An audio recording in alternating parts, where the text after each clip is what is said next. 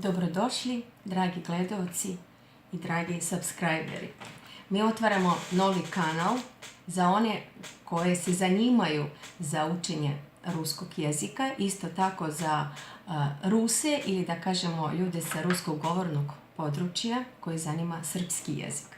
Način na koji smo rešili da učimo jezik je vrlo jednostavan. Mi ćemo da krenemo od onog što je isto ili slično u oba jezika. A to je ono što neki zovu lažnim prijateljima, lažnim parovima ili međujezičkim homonimima. To su reči koji su istog oblika, ali imaju apsolutno različito značenje. Reč homonimus je grčkog porekla i znači isti.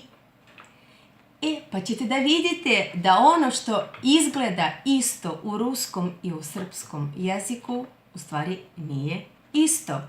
Zato smo ovom kanalu i dali naziv To nije to.